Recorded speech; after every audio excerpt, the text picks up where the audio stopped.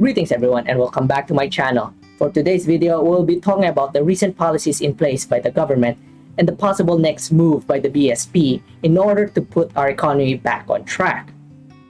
This will hopefully change the people's outlook in the Philippine economy, especially with the banks, which we talked about from our last video.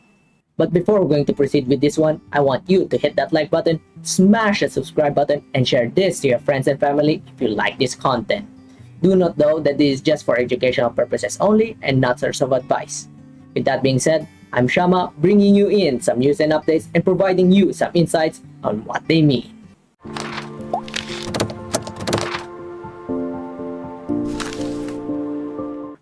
Let's start on the central bank's outlook on the recovery. As of now, the BSP feels confident that we are turning things around, and if more stimulus is needed, there's still room to cut required reserves. What are required reserves? Well, the required reserve, and this is usually represented in rates, is a percentage of bank's deposit that is must kept in cash in case of mass client withdrawals. It's like your emergency fund in case you run out of cash. Anyways, in addition to the BSP's plan for our recovery, they don't feel yet to cut interest rates since we are slowly getting to the recovery phase. With that said, they still have enough ammunition in their arsenal to fight the recession. So, since the central bank is doing a lot, how about the government? That's a good question. In fact, there's already plans on resuming businesses up to full capacity. This would fast-track the economic recovery before the end of the year. This would also boost confidence and sentiment on the economy. On top of that, they are also pushing to impose shorter curfew hours as well as multiple work shifts so that we can have more flexibility in the work environment without undermining the risk of transmission due to congestion. As of now, economists are urging the government to shift our pandemic policies from total risk avoidance to risk management so that the government would not fight the pandemic at the expense of livelihood. In other words, we will eventually need to learn to live with the virus, especially now that we are getting better at understanding it and how to lessen the likelihood of this spread. We couldn't have explained it any better. But are we missing something here? What? The point of this video? Oh, yes. Pull up the screen.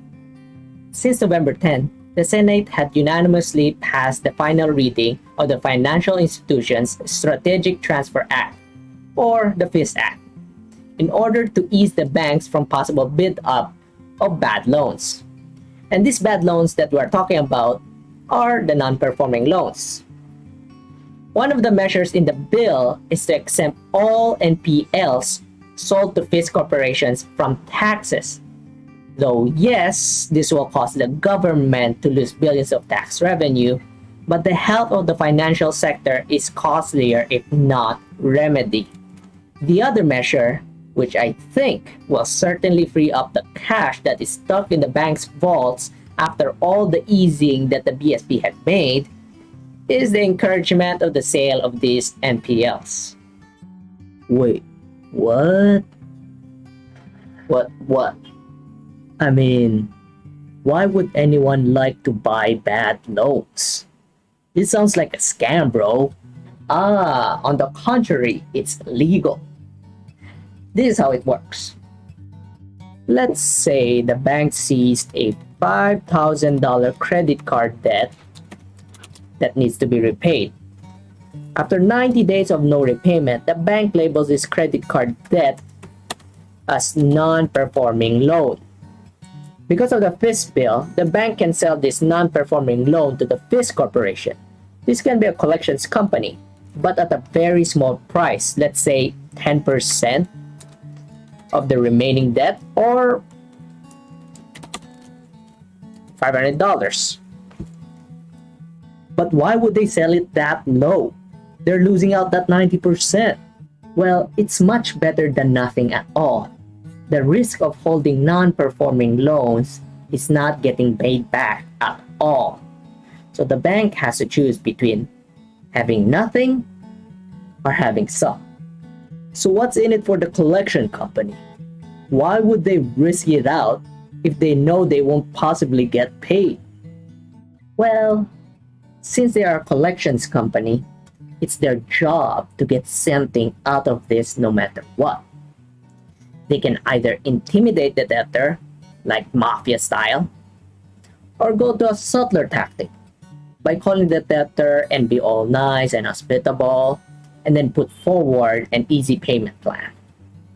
The goal here is to get at least a net profit of zero, which for this case is $500. In a sense, a collections company can easily rake up, theoretically speaking, a 1 over the percentage cost of the NPL. Awesome! So where can I get in on those? Actually, Chad, what the prof have said is just one side of the story. There's still a possibility of risk that the collections company are not getting paid back. So it's just a matter of risk management. Anyways, now that is explained, I hope this enlightens you in understanding what's going on in the Philippine economy. What do you think? Are these enough? Are there any consequences in implementing these policies? Let me know in the comments below. And just like before, all sites used will be found in the description. With that said, thank you for sticking with me and have a great day.